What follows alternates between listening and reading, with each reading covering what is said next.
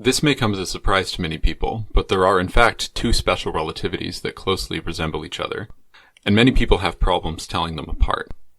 In this video, we'll try to clarify the difference between the official theory of special relativity that everybody talks about and the experimental relativity that confuses many people.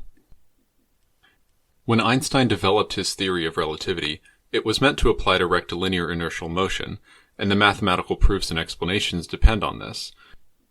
In our world on Earth, we are in circular motion as Earth rotates, and things work differently here.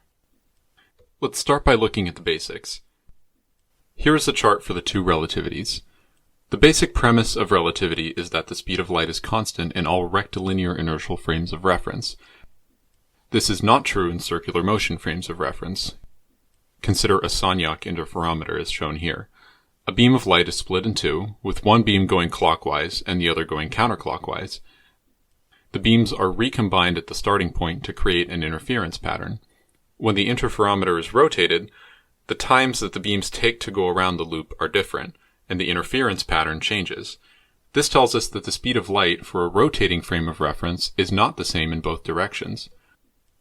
We can extend this concept to larger rotating bodies, such as Earth.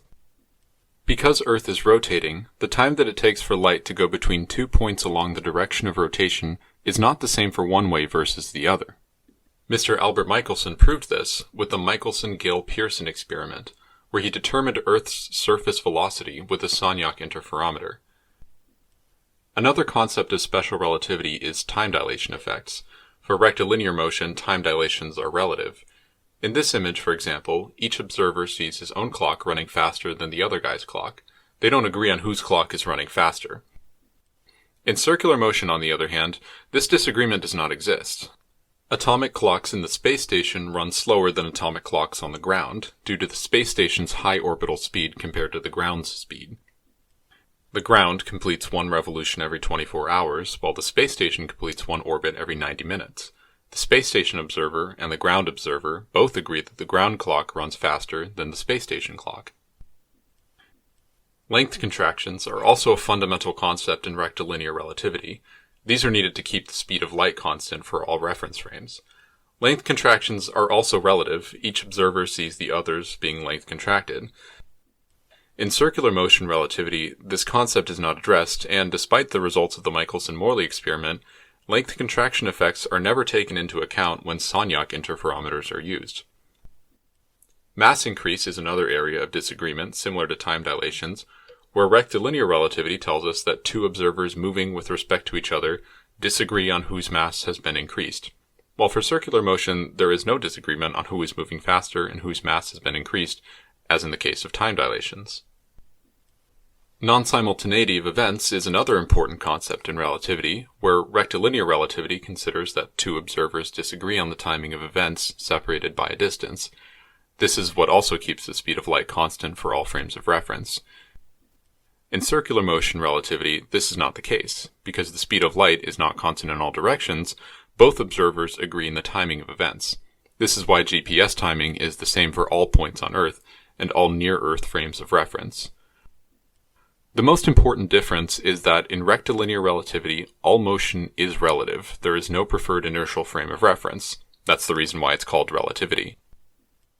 In rotating frames of reference, all motion is absolute. Velocities are well defined. We know exactly the speed of the space station as it goes around Earth. We know Earth's rotational velocity and its velocity around the Sun. There is nothing relative about it. This was demonstrated in Principia with Newton's bucket. So, why haven't you heard of two relativities before? The reason is because rectilinear inertial motion relativity is very well defined. We have all the math, concepts, and explanations that have been developed over the years which you can easily find material on. But it has one serious flaw. It only consists of mathematical proofs, algebraic formulas, and equations. There is no experimental evidence for it, no experimental observations that time dilations, length contractions, and mass increases are relative. In our galaxy, rectilinear inertial motion does not exist. All motion is circular. Planets orbit the sun in circles, they rotate in circles, the moon moves around in circles, the sun and stars go in circles around the galaxy, and so on. You cannot escape the effects of gravity. Circular motion relativity, on the other hand, does not have a well-defined theory, and it borrows pieces as needed from the rectilinear theory. Circular motion relativity is mostly made up of experimental observations, because a rotating Earth is the only frame of reference we have. Mainstream scientists don't even acknowledge that it exists as a separate theory. They consider it a special case, but this is the one everybody works with. It should be no surprise then that all explanations for relativity concentrate in the rectilinear theory. This is what they teach in schools. To make up for the lack of experimental evidence, they borrow data from the circular motion relativity, for example, claiming that the GPS proves relativity right, overlooking the fact that the GPS time dilations are not relative, and therefore contradict relativity. To make matters worse, many explanations for relativity use concepts that try to appeal to the familiar for the viewer. You see trains, cars, and people on the ground, without realizing that Earth is a rotating frame of reference, and that the explanations, as stated, do not work. So when you hear some people claiming that the speed of light is not constant and Einstein is wrong, or that the time dilation in the Hafele-Keating experiment showed that Einstein is right, this is just people looking at the wrong side of a chart they don't know exists.